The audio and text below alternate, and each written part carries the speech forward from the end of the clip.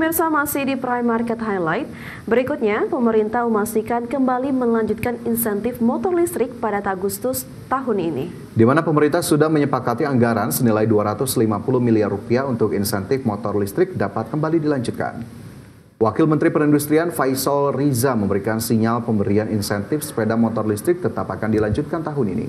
Faisal menyebutkan bahwa Menteri Keuangan Sri Mulyani sudah menyetujui anggaran subsidi sepeda motor listrik tahun 2025 sebesar 250 miliar rupiah. Terdapat sejumlah usulan pemberian insentif sepeda motor listrik, diantaranya mulai dari skema lama dengan pemberian potongan subsidi 7 juta rupiah per unit yang dibeli, atau disamakan dengan pemberian insentif bea masuk ditanggung pemerintah atau BMDTP. Kita minta dipercepat. Kemarin waktu rapat terakhir itu karena masih fokus untuk musim liburan ini, Pak Menko akan menjadwalkan setelah musim libur ini akan ada rapat lagi mengenai Agustus berarti paling cepat kalau diterapkan juga, Pak? Mungkin Agustus. Nilainya berarti nggak 7 juta, Pak? Kira-kira berapa, Pak? Masih sama kalau dari Asosiasi Industri Sepeda Motor Listrik Indonesia mencatat penjualan motor listrik turun drastis hingga pertengahan tahun 2025. Penurunan penjualan motor listrik ini disebabkan karena masyarakat menahan untuk membeli dan memilih untuk menunggu kucuran dana subsidi motor listrik dari pemerintah.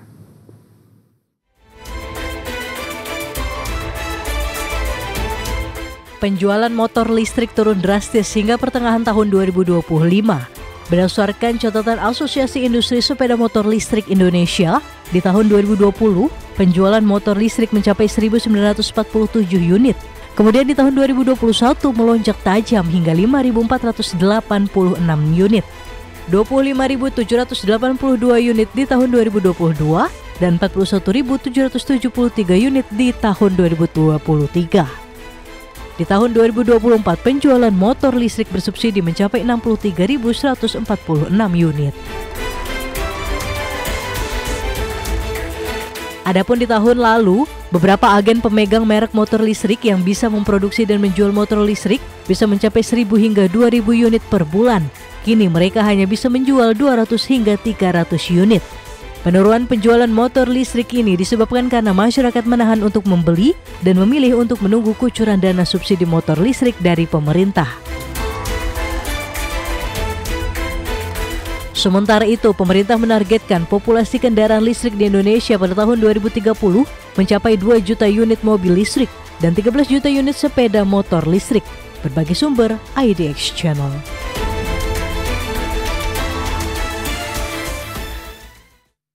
Pemirsa, Kementerian Kesehatan menerima 51 aduan dugaan pelanggaran disiplin alias malpraktik di fasilitas pelayanan kesehatan sejak tahun 2023 hingga 2025.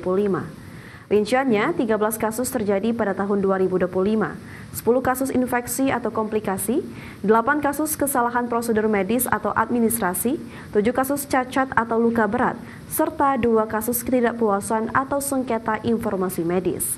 Dalam jumlah itu, kasus kematian pasien dilaporkan 24 kasus. Menteri Kesehatan Budi Gunadi Sadikin menjelaskan pihaknya selama ini melakukan 2 skema pengawasan untuk mencegah pelanggaran disiplin profesi. Pengawasan berkala dilakukan Kemenkes secara rutin ke setiap fasilitas kesehatan di luar kepentingan akreditasi, sementara pengawasan insidental berdasarkan masukan.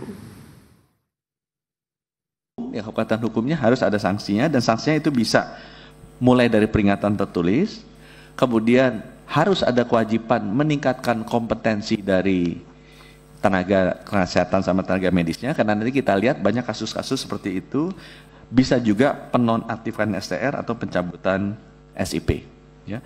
Ini juga ada sanksi pidananya, kita sama-sama tahu waktu ini sanksi pidananya kita susun bersama dengan mengikuti undang-undang kitab hukum pidana. Badan Pusat Statistik mencatat total kunjungan wisatawan mancanegara mencapai 1,31 juta orang, naik 12,15% secara bulanan.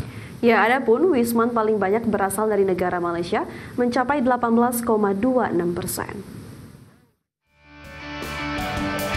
Badan Pusat Statistik mencatat peningkatan signifikan jumlah kunjungan wisatawan mancanegara ke Indonesia sepanjang Mei 2025. Total kunjungan mencapai 1,31 juta orang, naik 12,15% secara bulanan dan 14,01% secara tahunan. Secara kumulatif, jumlah kunjungan Wisman dari Januari hingga Mei 2025 tercatat mencapai 5,63 juta kunjungan atau meningkat 7,44% secara tahunan. Secara total, jumlah kunjungan Wisman adalah sebanyak 1,31 juta atau naik 12,15% secara bulanan dan naik 14,01% secara tahunan. Sementara itu, dari sisi kebangsaan, Wisman paling banyak berasal dari Malaysia yaitu 18,26%, disusul Australia 11,33% dan Singapura 9,68%. Tim Liputan, IDX Channel. Ya, ini merupakan kabar baik ya Fajar ya, Wisman makin ramai, apalagi bisa dilihat ya berapa long weekend terakhir Bali itu sangat penuh ya, sangat macet di mana-mana.